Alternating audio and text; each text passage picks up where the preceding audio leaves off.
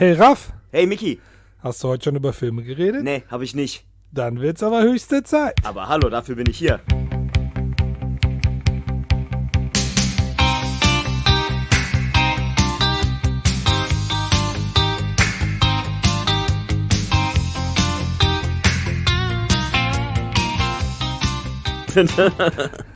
So, genau, wir sind jetzt wieder da, Der Raff und der Miki. der Raff und der Miki, und wir haben den zweiten Film für heute durchgeguckt, also beziehungsweise für euch nicht, aber für uns ist es heute der zweite Film, den wir gerade gesehen haben. Ja. Mikis Wahl, und du darfst den Titel droppen. Wir haben den Film, den wunderschönen Film, so viel sei vorweg gesagt, Rockstar von 2001 geguckt. Und ich starte mal direkt mit der Frage, kanntest du den Film schon und warum nicht? Ja, ich kannte den tatsächlich nur auszugsweise, also irgendwie habe ich den mal auszugsweise gesehen, wenn der im Fernsehen kam. Das ist live, das passiert, das hier wird auch passiert, gehustet, genau. hier wird geräuspert, Das alles. passiert, wenn man hier die Crackpipe vorher durchzieht. Und habe wirklich nur Ausschnitte gesehen. Ich erinnere mich, aber ich kann dir gar nicht mehr sagen, welche Ausschnitte ich aus dem gesehen habe. Ich erinnere mich dunkel irgendwie, dass das irgendwie auch so eine Türsteher-VIP-Szene war und irgendwas auf der Bühne halt. Und habe den jetzt tatsächlich das erste Mal komplett gesehen und fand ihn sehr cool. Der ist auf jeden Fall eine super, auf 90 Minuten, plus minus, ne, ungefähr, destillierte Rockstar-Geschichte, die man halt so oder so ähnlich natürlich schon kennt, wenn man in der Materie drin ist. Es geht ja auch so darauf, es basiert ja wohl auch etwas auf der Geschichte von Tim Ripper Owens, der bei Judas Priest Rob Halford ersetzt hat. Und ja, das so mein erster Eindruck dazu. Was natürlich noch sofort auffällt, viel Star Power in dem Film. Also sprich, in der Band sind Leute dabei wie Zakk Wylde, Slash. Irgendwo kommt halt auch Michael Starr kurz mal durchs Bild gehuscht, der damals natürlich noch ein absoluter Nobody in der weiten Welt war. Ja. Der dann später mit, Anfang der 10er Jahre mit Steel Panther oder Ende der Nullerjahre, ich weiß nicht, wann das Debüt ist, 2009 oder 2011. Den kennt man von Steel Panther halt. Genau, von Steel Panther halt, ne? Und damit ist der dann groß geworden. Der ist halt auch kurz da, aber also wirklich ganz kurz. Ja, ich frage das ja auch speziell dich, weil ich weiß, uns beide verbindet ja auch die Musik und also Rock und Metal und das ist ja auch so eine Sache. Und da denke ich, den Film sollte man wirklich gesehen haben, weil der verschönt auch nichts irgendwie. Da wird auch ganz klar Kante gezeigt. Aber gleichzeitig ist diese ein bisschen kritische, dramatische Aussage des Films auch so ein bisschen untergegangen und zerfetzt worden von den Kritikern damals. Und der konnte von seinen 38 Millionen Budget gerade mal 17 Millionen wieder reinholen und war damit auch eine Box-Office-Bomb. Ja, okay. Zweite Bomb heute, die wir besprechen. Ja, das ist mir auch aufgefallen, dass der dann am Ende, der beschönigt da gar nichts, ne? Der nimmt da am Anfang einen so mit, als er dann, also vielleicht für Leute, die da mit der Judas Priest Story nicht so vertraut sind. Tim Ripper Owens ist von Judas Priest aufgenommen worden, als Rob Halford die Band verlassen hat, und er war halt auch davor in einer Judas Priest Coverband und hat da deswegen die Stimme halt auch sehr, bin jetzt nicht der mega Judas Priest Fan, deswegen muss ich aufpassen. Aber ähnlich angelegt. Genau, dass ich mich jetzt hier nicht um Kopf und Kragen rede, aber der hat genau eine sehr ähnlich angelegte Stimme und hat dann ja 2 Alben mit denen eingesungen, eingespielt, Jugulator und Demolition, glaube ich. Und ich glaube, 1, 2 Live-Alben oder sowas sind da auch noch in der Zeit auf jeden Fall, gewesen. Und Marky Mark, der die Hauptrolle spielt in diesem Film, auch bekannt als Mark Wahlberg, ist eben dieser Typ. Er spielt in einer Coverband von der fiktiven Band Steel Panther. Steel Dragon. Steel Panther ist keine fiktive Band. Die sind sehr, sehr Steel real. Dragon, natürlich. Da waren wir auch beide doch schon mal zugegen und haben uns dieses hochkulturelle Ereignis reingezogen. Zakk Wylde haben wir auch schon live gesehen. Zakk Wylde haben wir auch schon live gesehen, ja. 2 Mal habe ich den live gesehen. Ja, nicht nur einmal, aber. Nee.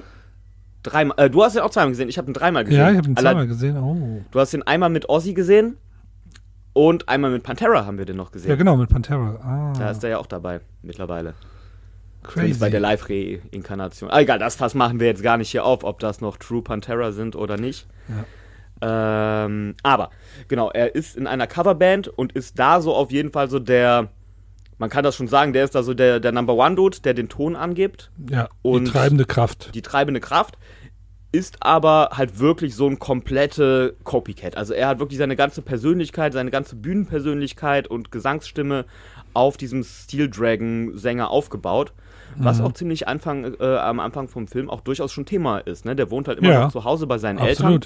Sein Bruder ist Polizist und nimmt den auch nicht für voll. Der ist da schon auch eher im Leben und der mockt den ja auch wirklich genau dafür, dass der nicht seine eigenen Songs schreibt, sondern jemand anders sein möchte im Prinzip. Und das macht er ja auch sehr, sehr fanatisch. Ne? Da sieht man ja auch so an so Kleinigkeiten, dass der sich da gibt es ja diese Szene nach dem Konzert, da treffen die noch so eine verfeindete Gruppe, die aber eigentlich genau ist wie die. Das sind auch so Klone von denen, die laufen auch alle rum. Auch eine Tribute-Band. Genau, ne? Auch so eine Tribute-Band. Also hier wird Wert drauf gelegt bei dem Film auch, dass das nicht eine Coverband ist, sondern eine Tribute-Band. Genau, weil wir wissen ja, der Unterschied ist, Tribute-Bands spielen halt von einer Band Sachen nach und Coverbands können halt von verschiedenen Bands Sachen nachspielen. So, für denjenigen, der es nicht wusste.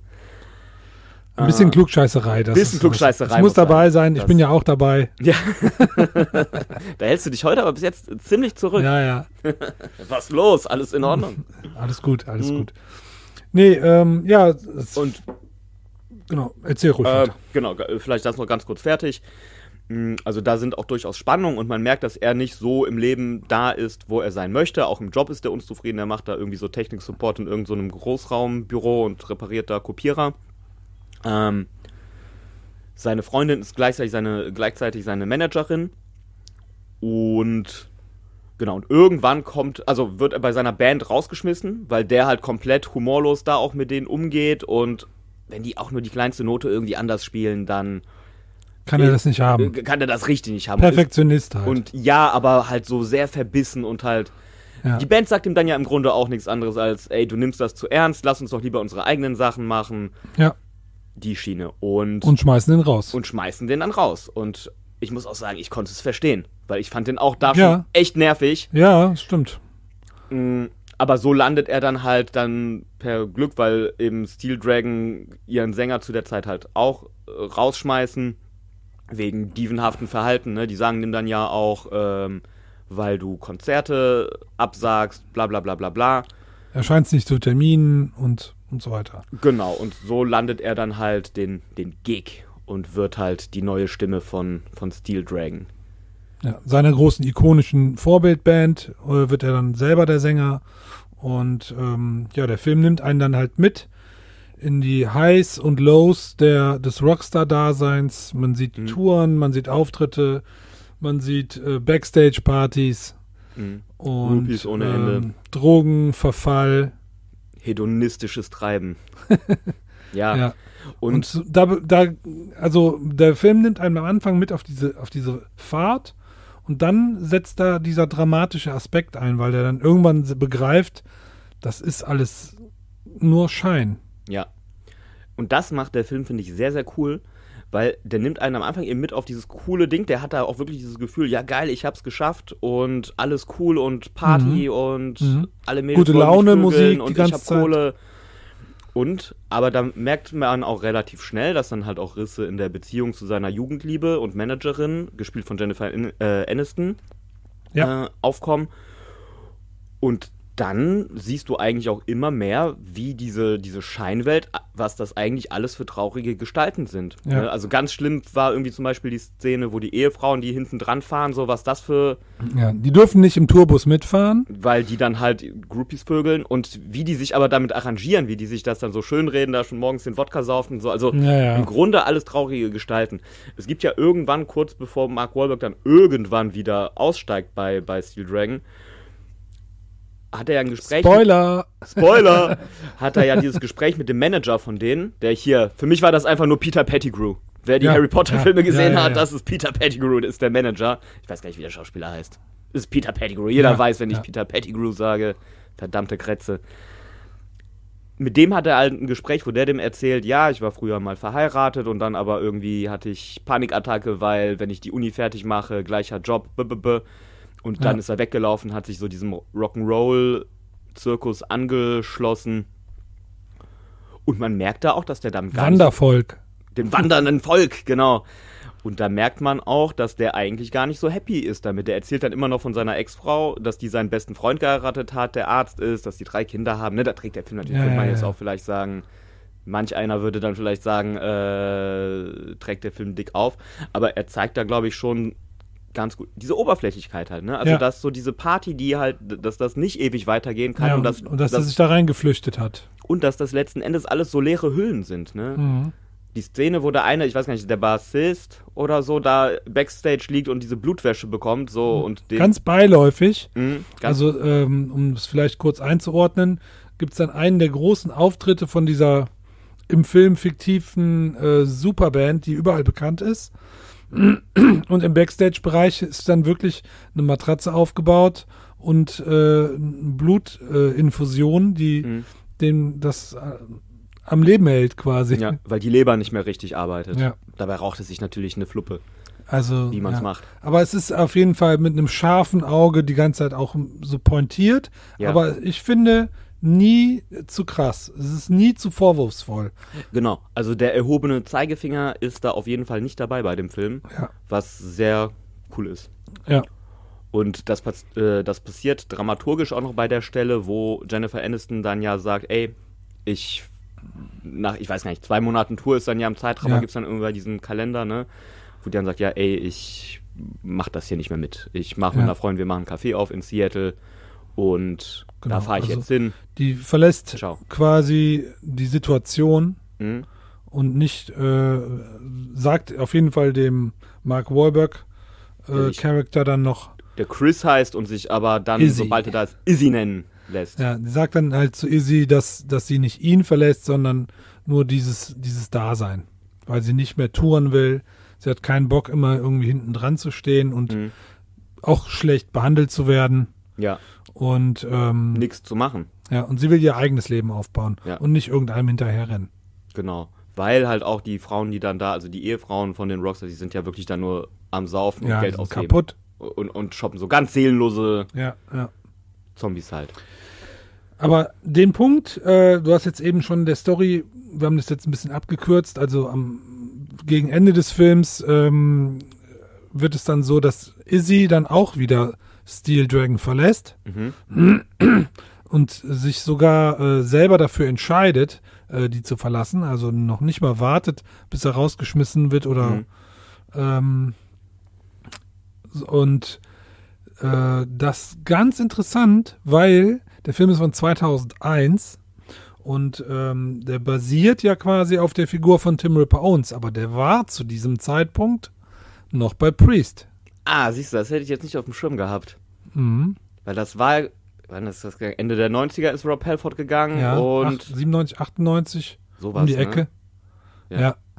Und der war zu dem Zeitpunkt noch bei Priest. Ja, okay. Zumindest war noch kein neues Album ohne ihn da. Das meine ich auch. Also ich meine mich auch zu erinnern, dass er damals noch bei der Band war. Ey, aber ist Rob Halford nicht schon nach der Painkiller irgendwann abgehauen? Nee. Nee? Ich bin mir nicht sicher. Ich guck's jetzt mal nach. Wie gesagt, ich bin bei Judas Priest nicht so. Ich meine Ende der 90er, 97, 98.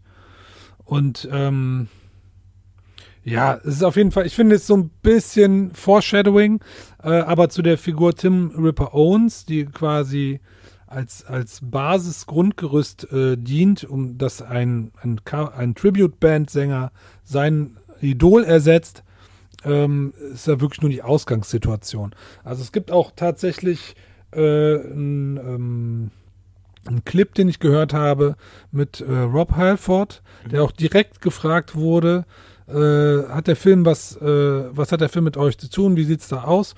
Und der streitet das auch nicht ab. Der sagt, das ist ganz klar, wir sind auch angefragt worden, ob das ob das okay ist, aber die konnten sich nicht mit dem gesamten Konstrukt identifizieren und wollten aber auch gleichzeitig nicht irgendwie die Story verkomplizieren und da irgendwelche Sachen wieder verändern. Und diese ganze Love Story gibt's ja gar nicht. Die ist ja quasi für den Film dazu Mit erfunden Jennifer worden. Aniston, Genau. Ja. Und jetzt dann ist auf jeden Fall dadurch, dass es eben nur darauf basiert und nicht eine 1:1 Nacherzählung der wahren Geschehnisse ist, konnten die auf jeden Fall dann auch halt storytechnisch mehr Freiheiten sich erlauben.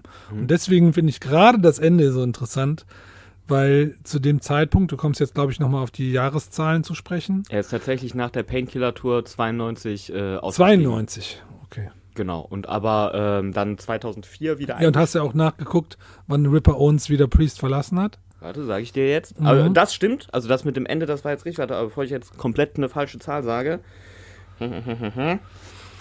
Der war von 97 bis 2003 da, also genau in der Zeit, wo der Film kam, war er noch in der Band. Und das, wie gesagt, das ist doch interessant, weil in dem Film wird dann schon gezeigt, dass er wieder geht und wieder durch einen neuen ersetzt wird. Und bei Priest war es ja ein bisschen anders. Bei Priest kam ja wirklich Rob Halford zurück. Und ist heute da. Ja. Haben wir auch live gesehen. Aber so eine ähnliche Geschichte ist dem armen Tim Ripper Owens ja dann auch wieder passiert, weil der ist, nachdem er dann bei Priest raus war, bei Iced Earth eingestiegen, hat Matthew Barlow ersetzt. Hat man vielleicht schon auch mal gehört in unrühmlichen Sachen, was John Schäfer gemacht hat. Ja, ich wollte nicht unterbrechen. Also Iced Earth ist ein Thema für sich, aber der ist auf jeden Fall dann für Matthew Barlow eingestiegen in Iced Earth als Sänger. Hat dann auch ein Album mit denen aufgenommen. The Glorious Burden. Und ist dann auch wieder ersetzt worden. Ziemlich schnell. Der ist da auch mit glaube ich, nicht ohne Knatsch gegangen worden. Das war tatsächlich mein erstes Iced Earth Album. Und ich weiß noch, das war, ich habe damals, und das war als Beilage, ich habe damals den Metal Hammer abonniert. Und das war das Abo-Geschenk, die Abo-Prämie. Und konnte damals mit dem Album gar nicht so viel anfangen. War damals nicht so ganz meine Musik. Ich weiß, ich fand es damals irgendwie auch mit der Thematik, mit diesem amerikanischen Bürgerkriegsding, hat mich nicht so abgeholt. Ja, die Glorious Burden ist auch nicht das Vorzeigealbum. Genau, aber ich muss sagen, ich habe dann irgendwann nach Jahren, so, als ich auch so mit dieser Musik mich gewissermaßen mehr angefreundet habe, mal reingehört, da sind schon ein paar coole Songs drauf auf dem Glorious Burden Album. Aber Iced Earth ist auch generell nicht so ganz meine Band und ich kenne da nicht wirklich viel. Ich weiß so, die Barlow-Ära ist natürlich die legendäre Ära mit hier, oh Gott, Something Wicked, ja.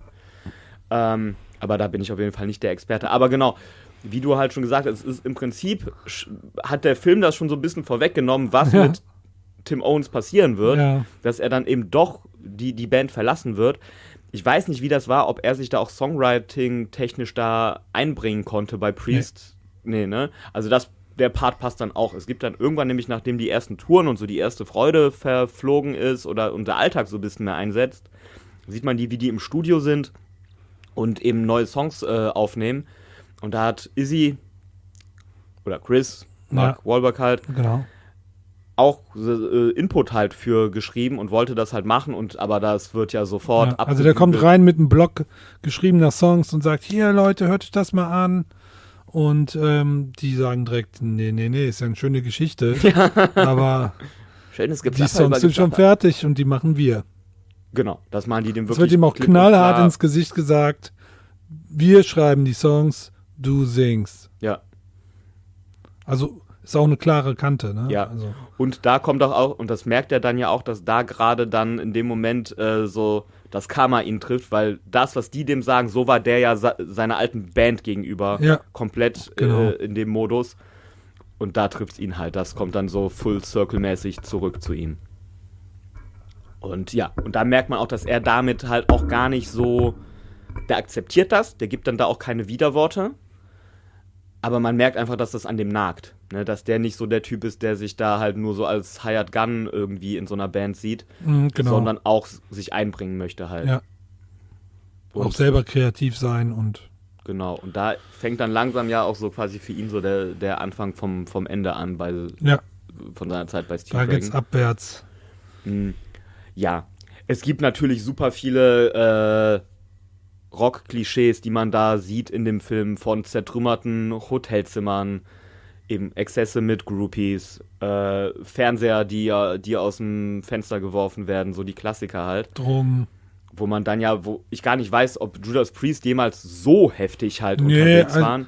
Ich glaube, ich konnte mich auch, während wir den Film geguckt haben, nicht zusammenreißen und bei dieser ganzen Hotel-Zerstörungs- und Party-Szenerie, da musste ich sofort natürlich an Motley Crue denken. Das liegt auf der Hand. Aber das ist so ein bisschen dieses Klischee-Rockstar-Lifestyle. Wir dürfen alles, ne? Und vor allem 80s halt, ne? Der Film 80s, genau, 80s. Ja, der Film, genau, das spielt auch im 85. Ja. Und das wird auf jeden Fall auch ganz klar, wenn man sich die Haare anguckt, wenn man sich die Musik anhört. Der komplette Soundtrack ist auch gespickt mit tollen 80s Metal, Hair Metal Sachen. Und wenn man auf so eine Musik steht, dann kann man sich den Soundtrack auf jeden Fall auch mal anhören. Das ist eine saubere Compilation. Und ich würde sagen, ich habe auch Almost Famous im Kopf. Ich habe auch zum Beispiel den Motley Crue Film im Kopf. Den gab es ja auch mal vor ein paar Jahren. The Dirt. The Dirt. Habe ich nicht gesehen. Ich muss ja sagen, Motley Crue ist gar nicht meins. Ich finde die so unsympathisch, also richtig, richtig unsympathisch, dass ich mich auch nie mit der Mucke von denen beschäftigt habe oder den Film geguckt habe. Ich weiß, dass der super, super gut sein soll. Also der kam ja wirklich gut an und irgendwann muss ich den auch mal gucken. So wie wir jetzt hier gerade auch so wieder Musikfilme irgendwie geguckt haben, muss ich den mal nachholen. Aber ich hasse Motley Crue. Ich weiß gar nicht, ob das noch berechtigt ist, aber gar nicht meine Band. Ich muss auch dazu sagen... Wir beenden den Podcast, der Raff muss jetzt leider gehen. Ich muss auch das sagen, war die letzte Folge. In dem Film, also was ich zum Soundtrack sagen möchte, da sind wirklich Hits drauf, ne? Also es ist super geil. Gleichzeitig muss ich sagen, diese Art von Metal ist gar nicht so sehr mein Metal. Dieses 80er Jahre Glamrockige und wir laufen rum wie Tussis und schminken uns und tragen Spandexhosen und so, ist im Grunde gar nicht meins, obwohl es da durchaus viele Songs gibt, die ich mag. Und die heute schon erwähnten Steel Panther finde ich spitze. Also ich bin großer Steel Panther-Fan. Die machen ja genau das. Die genau das machen und halt auch auf 11 gedreht das machen. Ja. Die haben da aber noch so einen sympathischen Augenzwinkerer drin. Ja, klar, das ist ja noch überladen. Und irgendwie dadurch, dass die so anachronistisch sind und eigentlich halt 30 Jahre zu spät zur Party gekommen sind, oder zumindest bekannt geworden sind. Ich glaube, die waren schon lange dabei, zumindest einige Musiker aus der Band. Genau, damit kann ich was anfangen. Die finde ich auch wirklich cool. Vor allem das Debütalbum ist Spitzenklasse. Die Balls Out ist cool. Wie heißt das Album, wo die da so Jünger Jesus-mäßig drauf sind? Ich habe das Cover nicht vor Augen. Komme ich gerade nicht drauf. Vielleicht komme ich gleich drauf. Das Album finde ich super geil, wo halt, da sind halt auch Hits drauf. Wie auch immer, soll ja nicht um... die haben ja schon 5, 6 Alben rausgehauen, ne? Ja. Das ist auch schon... Aber genau, also das, was die machen in witzig, ne, ist ja damals noch ernsthaft aufgenommene Musik gewesen. Ja, All You Can Eat ist halt. Ich wollte jetzt trotzdem eben sagen, die ganzen Musikfilme über diese Jahrzehnte, sag ich mal, da würde ich sogar fast den Superlativ anwenden und Rockstar ganz oben ansetzen. Das ist eine harte Ansage, zu der ich gar nichts sagen kann, weil ich allein auch jetzt schon die Filme, die du genannt hast... Almost Famous hast du nicht gesehen? Ich habe auch Almost Famous nicht gesehen, nein. Den Titel kenne ich natürlich, ne, bekannte Namen, aber ich war mit solchen Rockstar-Picks, das ist ja auch so eine Art Biopic halt, ne, fiktives Biopic. Ich weiß nicht, ich hatte irgendwann mal im Kopf so, dass ich diese Filme nicht so cool finde und hab die einfach ignoriert, weil ohne dass ich dir da jetzt ein Beispiel nennen kann, ich da immer so das Gefühl hatte, dass das so sehr auf Klischees aufgebaut ist und dass alles so ein bisschen hohl ist und eigentlich mit der richtigen Art, wie das war, nichts zu tun hatte. Das liegt aber auch daran, weil ich eben, glaube ich, mit diesem Glam- und Rockstar-Ding, vor allem diese 80er-Variante, die wir hier auch in dem Film gesehen haben, wirklich nie etwas anfangen konnte. Ja, das ist ja der schmale Grat zwischen wir zeigen ein Klischee und das ist es, oder wir kritisieren das oder legen da auch noch einen Finger drauf. Ey, das meine ich gar nicht für den Film bezogen. Der Film macht das super und das sind ja so Sachen. Es war einfach, die Bands, die oft in solchen Filmen gezeigt wurden, waren einfach nicht in meinem Interessensbereich, dass ich da mir das reingezogen habe. Und dadurch habe ich aber, glaube ich, auch einfach gute Sachen verpasst. Zum Beispiel Almost Famous, der ja wirklich auch ein Classic ist mittlerweile. Ja, den muss ich auf jeden Fall mal ein bisschen nachholen. anders angesiedelt. Der spielt oder erzählt die wahre Geschichte auch von einem Journalisten, der damals als kleiner, ich glaube, Schulzeitungsschreiber irgendwie von lokalen Bands dann irgendwie was mitgekriegt hat. Dann hat war eine Tür auf und der begleitet dann eine Band als Journalist und schreibt für die so ein bisschen und lernt dadurch dann das ganz große Business kennen und wird überall und ist dann, glaube ich, nachher im Rolling Stone. So, also ist auch ein sehr schöner Film, habe ich aber auch schon ewig nicht mehr geguckt. Ist der auf 70er Jahre wahren Begebenheiten oder ist das Ja, auf, das ist eine wahre Begebenheit. Ja. Muss ich mir mal reinziehen. Auf jeden Fall. Ja, zurück zu Rockstar. Zurück zu Rockstar. Man könnte vielleicht noch sagen, der Regisseur, Stephen Herek, Ein paar bekannte Sachen gemacht. hat ein paar bekannte Sachen gemacht. Mir persönlich ist in der Filmografie auf jeden Fall Bill und Ted. Ja, auf jeden Und Fall. Critters am liebsten. Ja.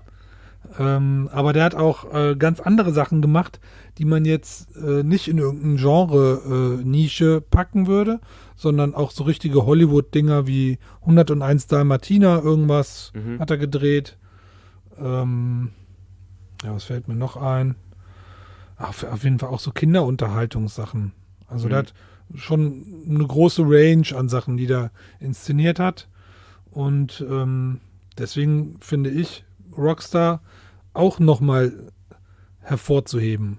Ne, also der hat mir auf jeden Fall gut gefallen. Und die Musik des Films, also jetzt nicht die Songs, die ich eben schon erwähnt hatte, die im Film eingestreut sind aus dieser Zeit, sondern die Musik im Film, die Band Steel Dragon spielt und auch die sind ja auch quasi das in Superband gecastet worden, um das zu machen. Ne? Also es ist auch da steckt auf jeden Fall wirklich Liebe auch zu diesem Genre dahinter. Das merkt man auch. Als Musik, das merkst du total. Die Songs sind spitze. Die Songs sind 1A geschrieben. Ja. Die könnten aus dieser Zeit sein. Und also eine Superband ist, also das ist wirklich jetzt Zakk Wylde, haben wir eben schon erwähnt.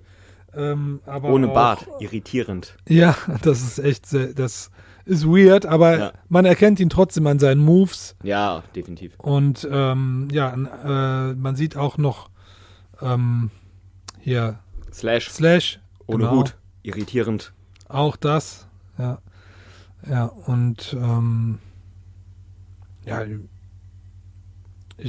und auch der Sänger von der quasi, das sollte man auch, fällt mir jetzt gerade noch so ein, also im Film, wenn die Figur von Mark Wahlberg singt, ist das nicht seine eigentliche Stimme, sondern da ist ein anderer Gesänger auch extra gecastet, der tatsächlich auch in einer Tribute-Band gespielt hat und die hießen Steel Heart.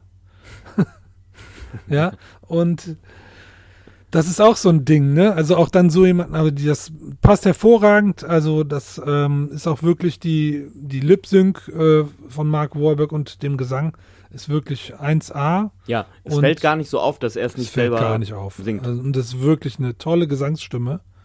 Und das weiß der Film aber auch. Ja. Jetzt muss ich noch mal ein bisschen zurückgehen und dich fragen, weißt du, wo du den Film das erste Mal gesehen hast? Ja, ich habe den das erste Mal gesehen auf DVD, als der in die Videotheken kam. Also auch um 2001, 2002 rum. Ich weiß nicht, wie lange das gedauert hat, bis die bei uns erschienen ist. Im Kino lief der leider bei uns nicht. Also in Deutschland schon, aber bei uns im Kino nicht. Ich habe früher mal im Kino gearbeitet. Und da lief der nicht. Und ich hatte mich aber, dadurch, dass ich andauernd in den Videotheken unterwegs war, ist der mir sehr schnell aufgefallen und ich habe mir den sehr schnell ausgeliehen und angeguckt.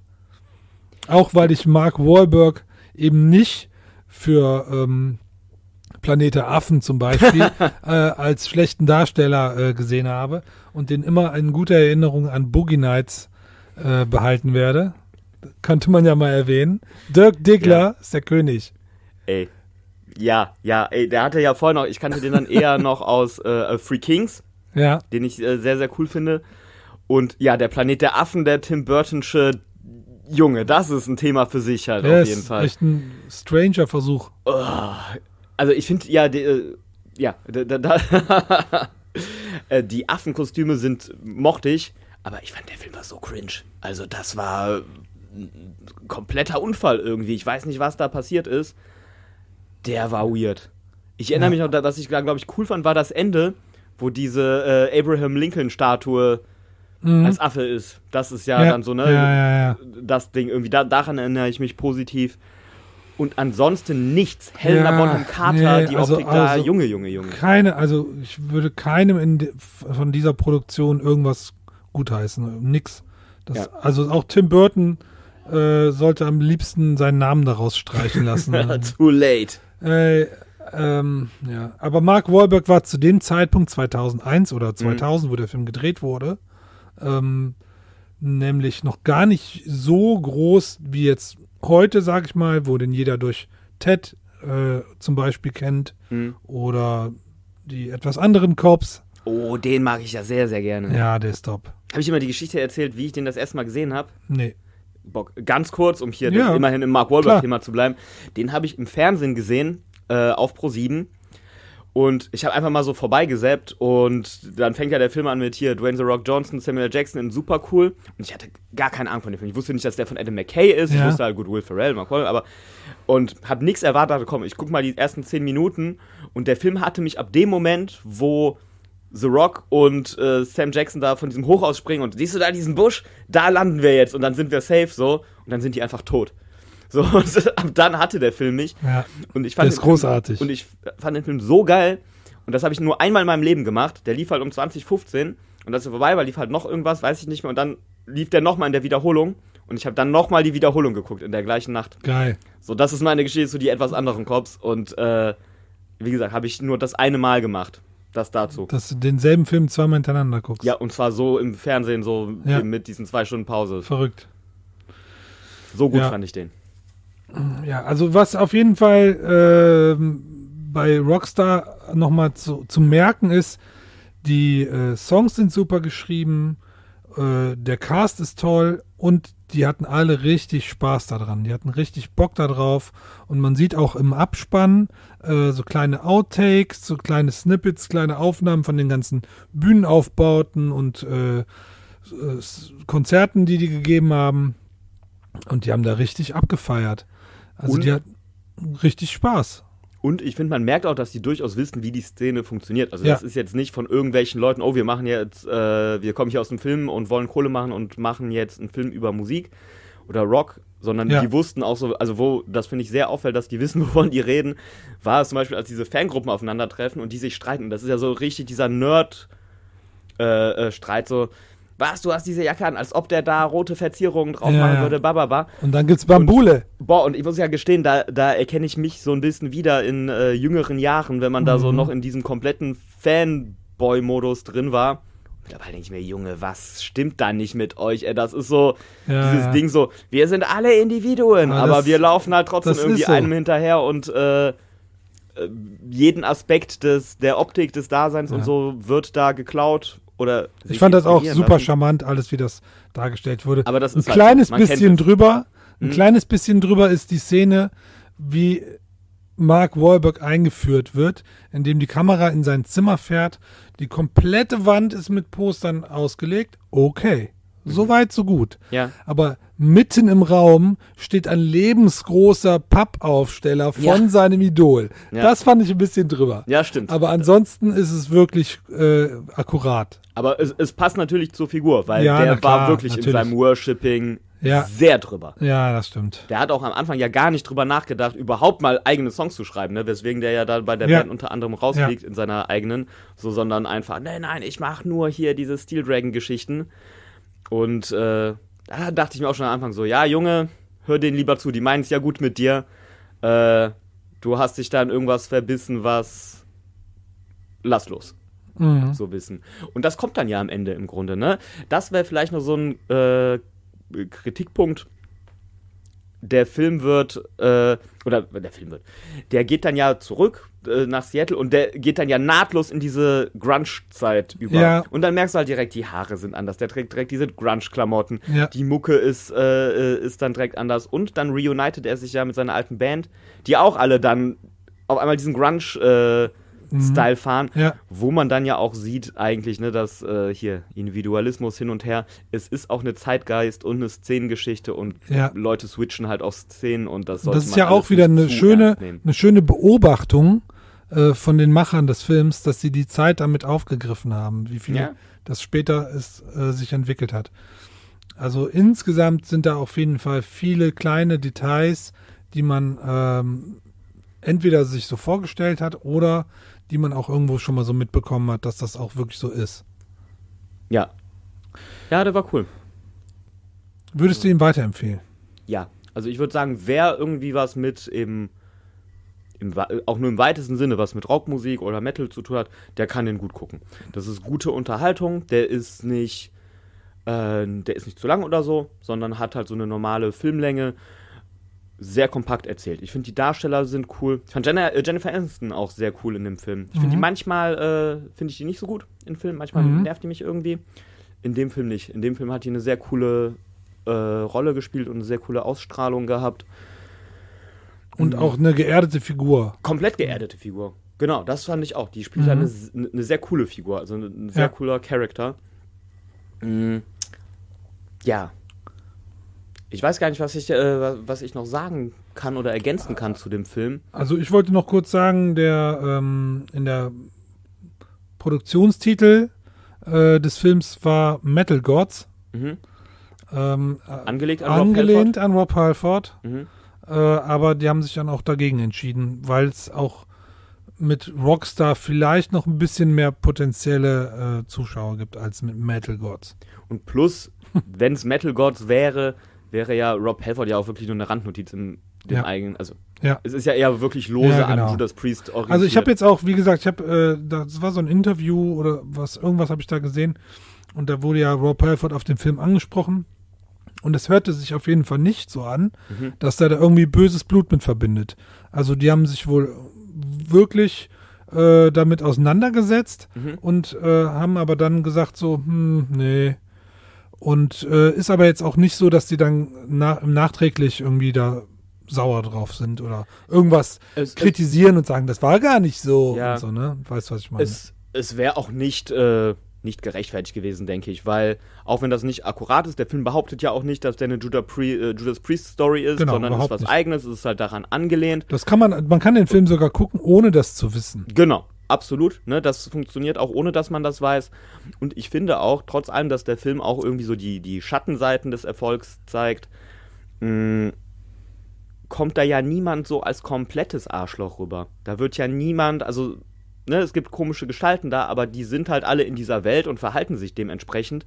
Aber keiner ist ja so der Ultra-Arsch oder der Ultra-Böse oder so. Ne, sogar dieser Peter Pettigrew-Typ, der am Anfang der Manager, der so am ehesten so ein bisschen schmierig rüberkommt, sogar der kriegt dann ja irgendwann diese Tiefe halt in diesem Bargespräch, wo man auch merkt, dass der ja auch nicht so ganz verdorben ist. Also seine Backstory halt gibt ihm der ist dann auch halt gebrochen. Genau, der ist halt auch ein armes Schwein im Grunde halt, ne? Und die schießen sich dann alle in den Partys und mit Alkohol weg und sind innerlich leer. Ja. So wie wir. So wie wir. Ja. Full circle around, ja. So ist das. Ja. Cooler Film. Mal gucken, welchen Musikfilm wir da machen. Aber genau, ich habe deine Frage nicht beantwortet. Lieblingsmusikfilm? Schwierig. Mir fällt jetzt so auf Anhieb auf jeden Fall Detroit Rock City ein. Den mag ich sehr, sehr gerne. Okay. Den finde ich wirklich cool. Und ich weiß gar nicht, ich glaube, die haben schon bei Deathgasm auch so ein paar gedroppt. Ich glaube, das gleiche Thema hatten wir bei Deathgasm, so dass der natürlich auch irgendwie weit oben ist. Der hat mir auch wirklich sehr gut gefallen.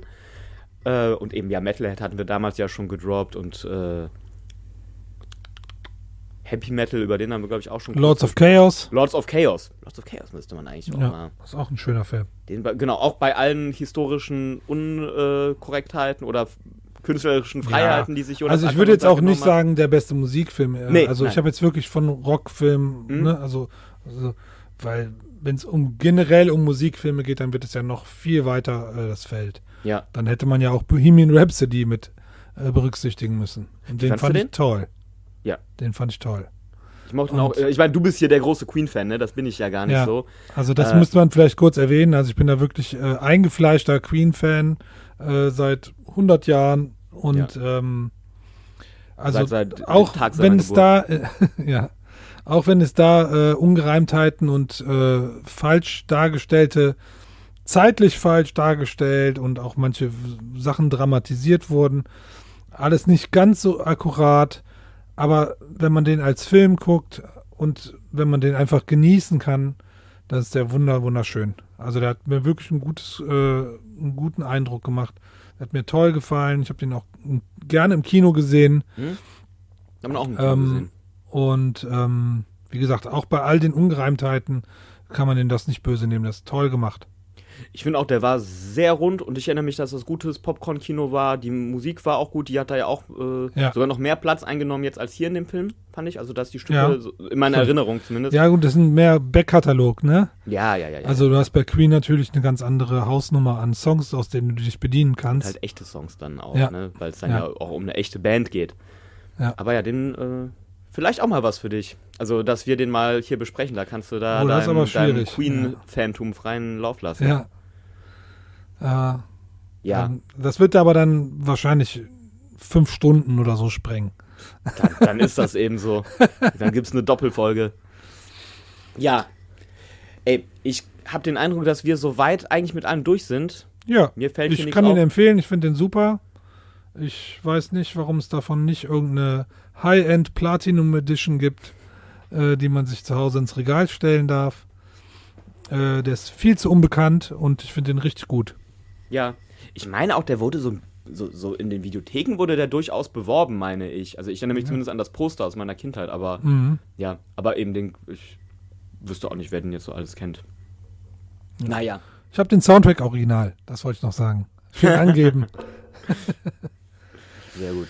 Ja, dann ich glaube, wir haben vielleicht doch einen Fehler gemacht, dass wir nicht vor der Aufnahme gegessen haben. Bei mir fällt auf, ich habe mega Hunger und frage mich, ob das sich jetzt negativ hier auf Plauderlaune... wir sind auf 45 Minuten. Ach doch, so lange? Ja, das reicht. Das ist okay. Wir ja gar nicht, gefühlt sind wir bei 25 Minuten gerade. Wir wollen ja jetzt auch nichts erzählen, was super uninteressant noch hinzugedichtet wird. Ja, doch. So, ja? Dann gehe ich schon mal hoch. Ja. Nee. Ja, wir danken für die Aufmerksamkeit.